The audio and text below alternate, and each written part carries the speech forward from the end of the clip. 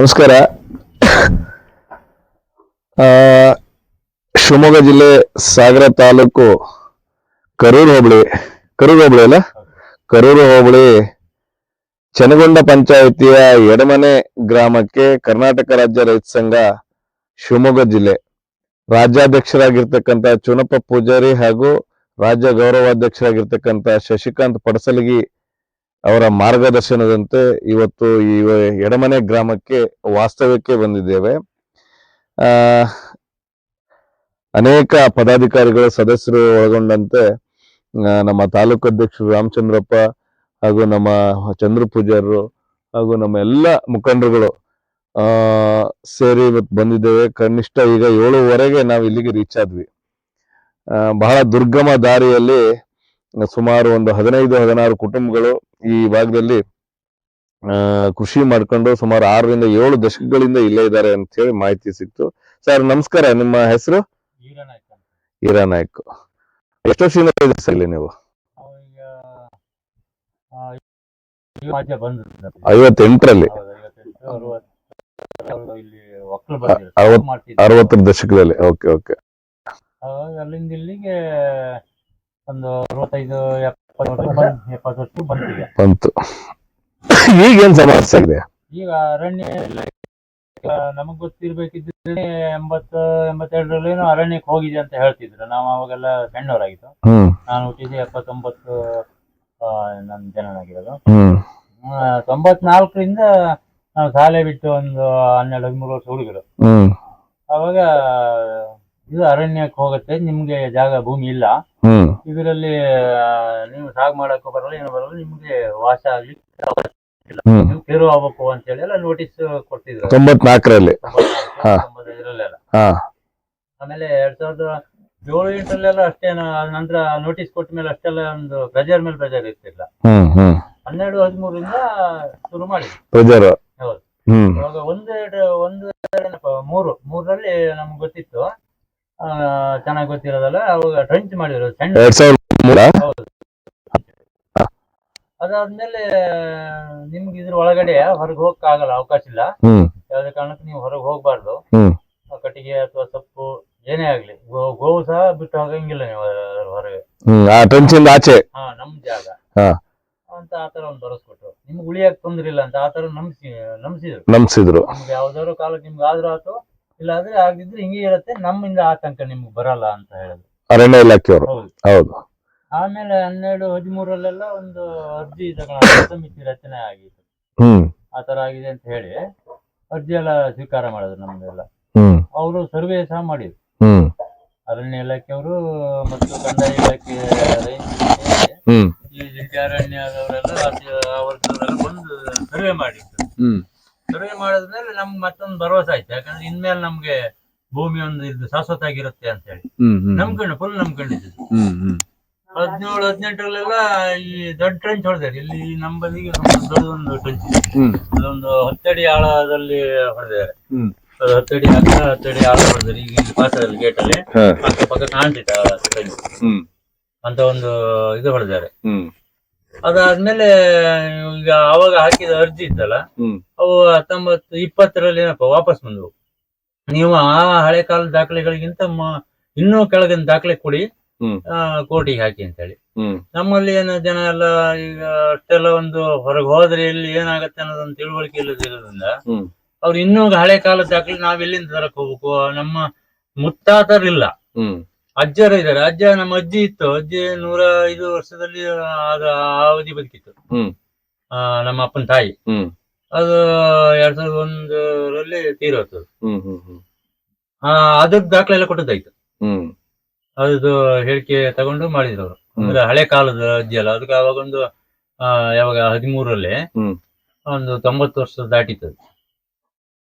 ಅಲ್ಲ ಈಗ ನಿಮಗೆ ಮೊನ್ನೆ ಬಂದು ಏನ್ ಹೇಳ್ತಾರೆ? ಈಗ ಇಲ್ಲಿ ತನಕ ನಡೆದು ಬಂದಂಗೆ ಈ ಕಳೆದ ಆಗಸ್ಟ್ ಅಲ್ಲಿ 25 ಆಗಸ್ಟ್ಗೆ ಈ ಅರಣ್ಯ ಸಚಿವರು ಅರಣ್ಯ ಖುಲ್ಲಾ ಪಡಿಸ್ಬೇಕು ಅಂತ ಹೇಳಿ ಅದ ಕಾನೂನು ಹೊಡಿಸಿದ್ರಂತೆ. ಅದೇ ಅವರಿಗೊಂದು ಅವಕಾಶ ಆಯ್ತು ಏನೋ ಗೊತ್ತಿಲ್ಲ. ಕೂಡ್ಲೇನೆ ಒಂದು ವಾರದೊಳಗೆ ಬಂದ್ರು ನಮ್ಗೆಲ್ಲ ನೋಟಿಸ್ ಕೊಡಕ್ಕೆ. ನೋಟಿಸ್ ಅಲ್ಲಿ ಏನ್ ಹೇಳಿದ್ದಾರೆ? ನೋಟಿಸ್ ಅಲ್ಲಿ ನೀವು 3 ತಿಂಗಳೊಳಗೆ ಅದು ಒಳಗೊಂಡಿತ್ತು. ಅದು ನಾನು ಓದ್ ನೋಡಿದ್ದು ಅಪ್ಪನ ಜೊತೆ ಐತೆ ಅಲ್ಲ, ನಾನು ಓದಿದ್ದು ನೋಟಿಸ್ ಅಲ್ಲಿ 2013ರಲ್ಲಿ ನಿಮಗೆ ACF ಕೋರ್ಟ್ ಅಲ್ಲಿ ನೀವು ತೆರವು ಮಾಡ್ಬೇಕು ಅನ್ನೋ ಒಂದು ಆದೇಶ ಇತ್ತು. ಆ ಆದೇಶದ ಅನ್ವಯ ಈಗ ಬಂದಿದೀವಿ ಅಂತ ಇದೆ ಅಲ್ವಾ? ಬಂದಿದೆ. ಹೌದು ಸರ್. ಈಗ 2013ರಲ್ಲಿ ಆದೇಶ ಆಗಿರೋದನ್ನ ಇವಾಗ ತೆಗೆದುಕೊಂಡು ಬಂದಿದ್ದಾರೆ. ಇವಾಗ ಬಂದಿದೆ. ನೀವು ತೆರವು ಆಗ್ಬೇಕು ಈಗ. ಅಂದ್ರೆ ಅವತ್ತಿನ ಆದೇಶದ ಪ್ರಕಾರ ನೀವು ತೆರವಾಗಬೇಕು ಅಂತ. ಹೌದೌದು. ಆ ರೀತಿ ತೆರವಾಗಬೇಕು ಅಂತ ಹೇಳಿ ಆ ನೋಟಿಸ್ 3 ತಿಂಗಳೊಳಗೆ ನೀವು ತೆರವಾಗಬೇಕು ಅಂತ ಕೊಟ್ಟಿದ್ದಾರೆ. ನಾವ್ ಯಾರು ಹಂಗೆ ತೀರಲ್ಲಿ ಇದ್ ಮಾಡ್ಕೊಂಡು ಹೊಡ್ಲ. ಕೆಲವರೆಲ್ಲ ಹೋಗ್ಬಿಟ್ರು. ಅದಕ್ಕಿಂತ ಮೊದಲು ಇದ್ರು. 3 ನಂತರನೇ ಈ ತರ ಒಂದು ಭರವಸೆ ಇಲ್ಲ ಅಂತ ಹೇಳಿ ನಿರಾಶ್ರಿತರಾಗಿ ಹೋಗಿದ್ರು. ಈಗ ನೀವು ಹೊರಟು ಹೋಗೋ ಇದ್ರಲ್ಲಿ ಇದ್ದೀರಾ ಅಥವಾ ಇಲ್ಲೇ ಇರ್ತೀವಿ ನಾವು ಗಟ್ಟಿಯಾಗಿ? ನಾವು ಹೊರಟು ಹೋಗೋದಂದ್ರೆ ಇದು ಏನ್ ಹೇಳ್ತಾರೆ ಅವ್ರ ಅರಣ್ಯದವರು, ಇದು ಸೆಂಟ್ರಲ್ ಗವರ್ಮೆಂಟ್ ಅರಣ್ಯ ವನ್ಯಜೀವಿ ವಲಯ ಇದು. ಹಂಗಾಗಿ ರೈತರಿಗೆ ಯಾವುದೇ ಒಂದು ಹಕ್ಕಿನ ಅರ್ಹತೆ ಇಲ್ಲ ಈ ಭೂಮಿಲಿ. ಪಡ್ಕೊಳ್ಳೋದಕ್ಕೂ ಕಷ್ಟ ಆಗತ್ತೆ ಅಂತ ಹೇಳ್ತಾರೆ. ಈಗ ನಮ್ಗೆ ಸರ್ಕಾರ ಭರವಸೆ ಕೊಡೋದಾದ್ರು ಈಗ ನಿಮಗೆ ಮುಂದೆ ಯಾವ್ದೋ ಈಗ ನಮಗೆ ಈಗ ಕೋರ್ಟಿಗೆ ಹಾಕ್ತಿವಿ ಅಂತ ಹಿಂಗೆಲ್ಲ ಕೆಲವಷ್ಟೆಲ್ಲ ಹೇಳ್ತಿದ್ದಾರೆ. ಯಾಕೆ ಸರ್ಕಾರ ನೀವು ನಿಮ್ ಪರ ನಾವು ಹಾಕ್ತಿವಿ, ನೀವು ಮಾಡಿ ಕೆಲಸ ಮಾಡಿ ಕೋರ್ಟಿಗೆ ಹಾಕಿ. ಈಗ ಅವ್ರು AC ಕೋರ್ಟ್ ಅಂದ್ರೆ ನೀವು DC ಹಿಂಗೆಲ್ಲ ಮೇಲ್ ಕೋರ್ಟ್ ಇದ್ದೇವೆ, ಅಪೀಲ್ ಹೋಗಿ ಅಂತ ಹೇಳ್ತಾ ಇದ್ದಾರೆ. ಅಪೀಲಿಗೆ ಹೋಗಿ ಅವಾಗ ಅವಕಾಶ ಸಿಗತ್ತೆ. ಅಲ್ಲ, ಈಗ ಶಾಸಕರು ಮಂತ್ರಿಗಳು ಎಲ್ಲ ನಿಮಗೆ ಭರವಸೆ ಕೊಟ್ರೆ ಇಲ್ಲಿಂದ ಹೊರಗೆ ಹೋಗ್ಲಿಕ್ಕೆ ರೆಡಿ ಇದ್ದೀರಾ ನೀವು? ಕೊಟ್ರೆ ಅಂದ್ರೆ ಇರಾಕ್ ಭರವಸೆ ಕೊಡ್ತಾರೆ.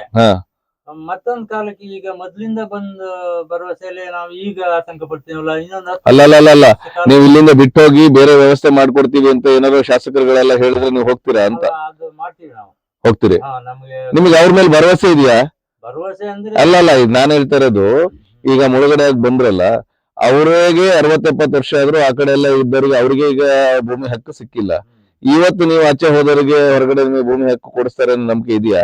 ಅದು ಸ್ವಲ್ಪ ಆಲೋಚನೆ ಮಾಡ್ಬೇಕಾಗತ್ತೆ. ಮೊದ್ಲೇ ತಗೊಂಡ್ರೆ ಅವರು ಗ್ಯಾರಂಟಿ ಮಾಡ್ತಾರೆ ಅಂತ ಹೇಳಿ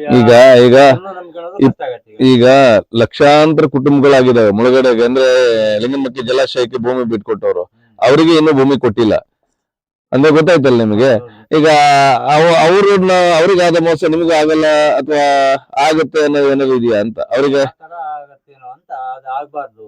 ನೀವು ಹೊರಗಡೆ ಹೋದ್ರೆ ಭೂಮಿ ಇದೆಯಾ ನಿಮಗೆ? ಅವ್ರಿಗಾದ್ರೂ ಹೋದಾಗ ಎಲ್ಲ ಒಂದ್ ಕಡೆ ಕೃಷಿ ಮಾಡ್ಕೊಳಕ್ ಭೂಮಿ ಇತ್ತು. ಈಗ ಕಷ್ಟ ಸರ್, ಆತರ ಈ ಭೂಮಿ ಸಿಗೋದ್ ಕಷ್ಟ. ನಾವು ಅದ್ರ ಸಲುವಾಗಿ ಹೆಚ್ಚಾಗಿ ಈ ಭೂಮಿನ ನಮ್ಗೆ ಅವರು ಒದಗಿಸ್ಕೊಡ್ಬೇಕು ಅಂತ ಹೇಳಿ ಕೇಳ್ತಾ ಇರೋದು.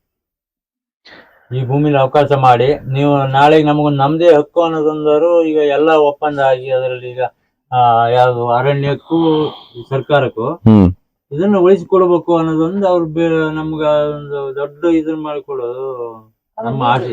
ನಿಮ್ಮಿಂದ ಈ ಕಾಡಿಗೆ ಏನ್ ಸಮಸ್ಯೆ ಆಗಿಲ್ಲ ಇಲ್ಲಿ?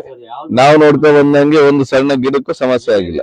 ನಮ್ಮ ಅಕ್ಕಪಕ್ಕ ಗಿಡ ಮರ ನೋಡ್ಲಿ. ಈಗ ಅರಣ್ಯ ಅಧಿಕಾರಿಗಳು ನೀವು ಸಹ ರೈತರಿ, ನಾವು ಏನು ಕೆಲಸ ಮಾಡ್ತೀವಿ ಗದ್ದೆ ಮಣ್ಣಲ್ಲಿ ಆ ರೀತಿ ಒಂದು ಅನುಭವ ಪಟ್ಟು ಅದ್ರ ಪರನೇ ಹೋರಾಡ್ತಿರೋರು. ನಮ್ ಪರನೇ ಕಾಡು ಕಡಿದ್ರೆ ರೈತ ಎಷ್ಟು ಕಡಿಬಹುದು, ಕಡಿದ್ರೆ ಎಷ್ಟು ಹೊಲ ಬಿಟ್ಟು ಊರಾಗತ್ತೆ ಅನ್ನೋದು ಅಂದಾಜು ಇರತ್ತಲ್ಲ. ಈಗ ಮೊದ್ಲು ಏನ್ ನನ್ನ ಅಜ್ಜಿನ ಕಾಲದಲ್ಲಿ ಏನ್ ಕಡ್ದಿತ್ತು ಕಾಡೆಲ್ಲ ಮರ ಗಿಡ ಕಡ್ದಿದ್ದವಿದ್ದ ಅಂದ್ರೆ ಕಡ್ದವಲ್ಲ ಅವು ಮೊದ್ಲು ಬೀಳಿದ್ದ ಜಾಗನೇ ಇದು. ಆವಾಗಿಂದನೂ ಅದೇ ರೀತಿ ಐತೆ. ಈಗ ನೋಡಿ, ಎಡಮನೆ ಗ್ರಾಮದ ನಮ್ಮ ರೈತ ಕುಟುಂಬಗಳ ಇವತ್ತಿನ ಈಗ ಸದ್ಯದ ಪರಿಸ್ಥಿತಿ ಇದು. ಇವ್ರನ್ನ ಒಕ್ಕಲೆಬ್ಬಿಸ್ಲೇಬೇಕು ಅಂತ ಹೇಳಿ ಅನೇಕ ವರ್ಷಗಳಿಂದ ಪೂರ್ವ ತಯಾರಿ ಮತ್ತೆ ವ್ಯವಸ್ಥಿತ ಷಡ್ಯಂತ್ರ ಅಂತ ಹೇಳ್ಬೋದು. ಯಾಕೆ ಅಂತಂದ್ರೆ ಒಬ್ಬ ACF ಕೋರ್ಟ್ ಅಲ್ಲಿ 2013ರಲ್ಲಿ ಬರೆದಿರ್ತಕ್ಕಂಥ ಆ ತೀರ್ಪನ್ನ ಇವತ್ತು ತರಬೇಕು ಅಂತ ಅಂದ್ರೆ ಸುಮಾರು 2026ನೇ ಇಸ್ವಿಲಿ ಅದನ್ನ ಜಾರಿಗೊಳಿಸ್ಲಿಕ್ಕೆ ಹೊರಟಿರ್ತಕ್ಕಂಥ ಅರಣ್ಯ ಇಲಾಖೆಯ ಅಧಿಕಾರಿಗಳು ನನಗೆ ಎಲ್ಲೋ ಒಂದ್ ಕಡೆಗೆ ಇವತ್ತು ವಿದ್ಯಾಭ್ಯಾಸ ಪಡ್ಕೊಳ್ತಕ್ಕಂಥದ್ದು ಯಾರಿಂದನೂ ಮೋಸಕ್ಕೆ ಒಳಗಾಗಬಾರ್ದು ಅಂತ ಹೇಳಿ ನಮ್ಮ ತಂದೆ ತಾಯಿಗಳು ಅಥವಾ ಇವತ್ತು ಸಮಾಜದಲ್ಲಿ ಸರ್ಕಾರಗಳು ವಿದ್ಯಾಭ್ಯಾಸಕ್ಕೆ ಆದ್ಯತೆಯನ್ನ ಕೊಟ್ಟಿದೆ. ಆದ್ರೆ ಇವತ್ತು ವಿದ್ಯಾಭ್ಯಾಸ ಪಡೆದಂತ ವಿದ್ಯಾವಂತರೆ ಇವತ್ತು ಮುಗ್ಧ ಜನರನ್ನ ರೈತರನ್ನ ತಾವು ಪಡೆದಿರ್ತಕ್ಕಂಥ ವಿದ್ಯೆಯನ್ನ ಬಳಸ್ಕೊಂಡು ಮೋಸಗೊಳಿಸ್ತಾ ಇರ್ತಕ್ಕಂಥದ್ದು. ಅದಕ್ಕೆ ಒಂದು ಉದಾಹರಣೆ ಅಂತ ಅಂದ್ರೆ ಎಡಮನೆ ಗ್ರಾಮದಲ್ಲಿ ಈ ರೈತರಿಗೆ ಏನೋ ಇವರಿಗೆ ಗೊತ್ತಿಲ್ಲದೆ ಇರೋ ಹಾಗೆ ಇವ್ರ ಹತ್ರ ಬಂದು ಹೆದರಿಸಿ ಸಹಿ ಮಾಡಿಸ್ಕೊಂಡು ಹೋಗ್ತಕ್ಕಂಥದ್ದು, ಎಲ್ಲದಕ್ಕೂ ಒಪ್ಪಿಗೆ ಪತ್ರ ಅಂತ ಹೇಳಿ ಸೃಷ್ಟಿ ಮಾಡ್ಕೊಳ್ತಕ್ಕಂಥದ್ದು, ಮತ್ತೆ ಅವ್ರನ್ನ ಎಲ್ಲ ರೀತಿಯಲ್ಲೂ ಕೂಡ ಕಾನೂನು ಕ್ರಮಕ್ಕೂ ಒಳಪಡಿಸೋದಾಗಿ ಬೆದರಿಸಿ ಈಗ ಒಂದಷ್ಟು ಕುಟುಂಬಗಳನ್ನ ಇಲ್ಲಿಂದ ಹೊರ ಹಾಕಿದ್ದಾರೆ ಬಲಾತ್ಕಾರವಾಗಿ. ಅಂತ ಅಂದ್ರೆ ಒಂದ್ ರೀತಿಯ ಏನೋ ಈ ಜೈಲಿಗೆ ಹಾಕ್ತೀವಿ ಅಥವಾ ಇಲ್ಲಿ ನಿಮ್ಮ ತೋಟಗಳನ್ನ ನಾಶ ಮಾಡ್ತೀವಿ, ಮನೆಗಳನ್ನ ಕೀಳ್ತೀವಿ, ಏನೋ ಒಂದ್ ರೀತಿ ದಬ್ಬಾಳಿಕೆಯ ಸ್ವರೂಪವನ್ನ ನಿರ್ಮಾಣ ಮಾಡಿ ಇವರೆಲ್ಲರಿಗೂ ಬೆದರಿಸಿದರೆ ಒಂದ್ ರೀತಿ ಆತಂಕದ ಪರಿಸ್ಥಿತಿ. ಅಂದ್ರೆ ಹಂತ ಹಂತವಾಗಿ ಅವರಿಗೆ ಈ ಕಾನೂನಿನ ಸಂಕೋಲೆಯನ್ನ ಬಿಗಿದು ಇವತ್ತು ಉಸಿರು ಕಟ್ಟುವಂತ ಪರಿಸ್ಥಿತಿಗೆ ತಂದಿಟ್ಟಿರ್ತಕ್ಕಂಥ ಅರಣ್ಯ ಇಲಾಖೆಯ ಅಧಿಕಾರಿಗಳು ಅದನ್ನ ನೋಡ್ಕೊಂಡು ನಾವುಗಳು ಸಮಾಜದಲ್ಲಿ ಎಲ್ಲರೂ ಕೂಡ ನಮ್ಮ ಪಾಡಿಗೆ ನಮಗೇನ್ ಆಗಿಲ್ಲಲ್ಲ, ನಮಗೆ ಈ ನೋಟಿಸ್ ಕೊಟ್ಟಿಲ್ಲಲ್ಲ, ನಮ್ಮನ್ನೇನ್ ತೆರವು ಮಾಡ್ಲಿಕ್ಕೆ ಬರ್ಲಿಲ್ಲಲ್ಲ ಅಂತ ಹೇಳಿ ಅನೇಕರು ಆರಾಮಾಗಿದ್ದಾವೆ, ನಾವೂ ಸೇರಿದಂತೆ. ಹಾಗಾಗಿ ನಾವು ಇವತ್ತು ಈ ಊರಿಗೆ ಬಂದಿದ್ದೀವಿ, ಇವ್ರ ಜೊತೆ ವಾಸ್ತವ್ಯ ಹೂಡ್ತೇವೆ, ಆವಾಗ ಬರ್ತಾನೆ ಇರ್ತೇವೆ, ಇವ್ರ ಜೊತೆ ಬದುಕ್ತೇವೆ. ಇವ್ರನ್ನ ಯಾವುದೇ ಕಾರಣಕ್ಕೂ ಒಕ್ಕಲೆಬ್ಬಿಸ್ಲಿಕ್ಕೆ ನಾವು ಬಿಡೋದಿಲ್ಲ. ಸರ್ಕಾರಕ್ಕೆ ಮನವಿ ಮಾಡ್ತೇವೆ, ಒತ್ತಾಯ ಮಾಡ್ತೇವೆ. ಹಾಗೆ ಈ ಜಿಲ್ಲೆಯ ಜನಪ್ರತಿನಿಧಿಗಳು ಎಲ್ಲರೂ ಕೂಡ ಇವ್ರ ಪರವಾಗಿ ನಿಲ್ಲಬೇಕು, ಇವ್ರನ್ನ ರಕ್ಷಣೆ ಮಾಡ್ಕೊಳ್ಬೇಕು. ಯಾರದು ಬಹಳ ಬೇಗ ಬಂದ್ಬಿಟ್ರಲ್ಲ. ಸ್ಟೇಷನ್ ಇಂದ ಈಗಾಗಲೇ ಪೊಲೀಸ್ ಸಿಬ್ಬಂದಿ ಕೂಡ ಬಂದಿದ್ದಾರೆ. ನಾನು ಹೇಳ್ತಕ್ಕಂಥದ್ದು ಅಷ್ಟೇ, ನಮ್ಮ ಜನಪ್ರತಿನಿಧಿಗಳು, ಮಾಜಿ ಜನಪ್ರತಿನಿಧಿಗಳು, ಪೊಲಿಟಿಕಲ್ ಪಾರ್ಟಿಯ ಎಲ್ಲ ಲೀಡರ್ಸ್ ಗಳಿಗೆ ಮನವಿ ಮಾಡ್ಕೊಳ್ತಾನೆ, ಯಾವ ಕಾರಣಕ್ಕೂ ಕೂಡ ನಮ್ಮ ಜನರನ್ನ, ನಮ್ಮ ರೈತರನ್ನ ಇಲ್ಲಿಂದ ಒಕ್ಕಲೆಬ್ಲಿಸಬಾರದು. ಹಾಗೊಂದ್ ವೇಳೆ ಅವರು ಇಲ್ಲಿಂದ ಹೊರ ಹಾಕದೇ ಆದ್ರೆ, ಅವ್ರನ್ನ ಒಕ್ಕಲೆಬ್ಸಿದ್ದೇ ಆದ್ರೆ ಎಲ್ಲ ನಿಮ್ಮ ಸ್ಥಾನಮಾನಗಳಿಗೆ ರಾಜೀನಾಮೆಯನ್ನ ಕೊಟ್ಟು ನೀವು ಗೋಪಾಲಕೃಷ್ಣ ಬೇಳೂರು ಇರ್ಬೋದು, ಆರ್ಗ ಜ್ಞಾನೇಂದ್ರ ಇರ್ಬೋದು, ಹಾಲಪ್ಪನವ್ರು ಇರ್ಬೋದು, ಮಧು ಬಂಗಾರಪ್ಪ ಇರ್ಬೋದು, ರಾಘವೇಂದ್ರ ಇರ್ಬೋದು, ಯಾರೇ ನಮ್ಮ ಜಿಲ್ಲೆಯ ಜನಪ್ರತಿನಿಧಿಗಳೆಲ್ಲರೂ ಕೂಡ ರಾಜಕೀಯ ನಿವೃತ್ತಿಯನ್ನ ಪಡ್ಕೊಳ್ಳೋದು ಒಳ್ಳೇದು ಅಂತ ಹೇಳಿ ಈ ಸಂದರ್ಭದಲ್ಲಿ ನಾನು ಹೇಳಲಿಕ್ಕೆ ಬಯಸ್ತೀನಿ. ಇನ್ನೇನು ಯಾವ ಅಧಿಕಾರಿಗಳು, ಸಿಬ್ಬಂದಿಗಳ ವಿರುದ್ಧ ಹೋರಾಟ ಇಲ್ಲ. ನೀವು ರಾಜಕೀಯದಿಂದ ನಿವೃತ್ತಿ ಆಗ್ಬೇಕು ಅನ್ನೋ ಹೋರಾಟವನ್ನ ಈ ಮಲೆನಾಡಿಗರ ಪರವಾಗಿ ನಾವೆಲ್ಲರೂ ಕೂಡ ಕೈಗೆತ್ಕೊಳ್ಬೇಕು ಅಂತ ಹೇಳಿ ಯೋಚಿಸ್ತಾ ಇದ್ದೇವೆ. ನಾಳೆನೆ ಬಂದು ಎಲ್ಲ ಅಧಿಕಾರಿಗಳಿಗೆ ಸೂಚನೆ ಕೊಡಬೇಕು, ಇವ್ರು ಯಾರಿಗೂ ಬದುಕಲಿಕ್ಕೆ ತೊಂದರೆ ಕೊಡಬಾರದು. ಆ ನಿಟ್ಟಿನಲ್ಲಿ ಈಗ 70 ವರ್ಷದಿಂದ ಬದುಕಲಿಕ್ಕೆ ಅವಕಾಶ ಮಾಡಿಕೊಟ್ಟಿದ್ದಾರೆ ಅಂದ್ರೆ, ನಿಮ್ ಕಾಲದಲ್ಲಿ ಇವರಿಗೆ ಸಮಸ್ಯೆ ಆಗ್ತದೆ ಅಂದ್ರೆ ನಿಮಗೆ ಸಾಮರ್ಥ್ಯ ಕಡಿಮೆ ಆಗಿದೆ, ಜನಪ್ರತಿನಿಧಿಯಾಗಿ ನಿಮ್ಮ ಸಾಮರ್ಥ್ಯ ಕಮ್ಮಿ ಆಗಿದೆ ಅಂತ ಹೇಳಿ ಭಾವಿಸ್ಕೊಳ್ಬೇಕಾಗ್ತದೆ. ಹಾಗಾಗಿ ಇವ್ರು ಯಾರನ್ನೂ ಕೂಡ ಆಚೆ ಕಳಿಸದೇ ಇರೋ ರೀತಿ ರಕ್ಷಣೆ ಮಾಡ್ಕೊಳ್ತಕ್ಕಂಥದ್ದು ನಮ್ದು ನಿಮ್ದು ಎಲ್ಲರದ್ದು ಜವಾಬ್ದಾರಿ ಆಗಿರೋದ್ರಿಂದ ನಾಳೆನೆ ತಾವು ಈ ಎಡಮನೆ ಗ್ರಾಮಕ್ಕೆ ಬರಬೇಕು, ಇವರಿಗೆ ಭರವಸೆನೆ ಕೊಡಬೇಕು, ಧೈರ್ಯವನ್ನು ತುಂಬಬೇಕು ಅಂತ ಹೇಳಿ ನಾವು ಒತ್ತಾಯ ಮಾಡ್ತೇವೆ. ನಮಸ್ಕಾರ.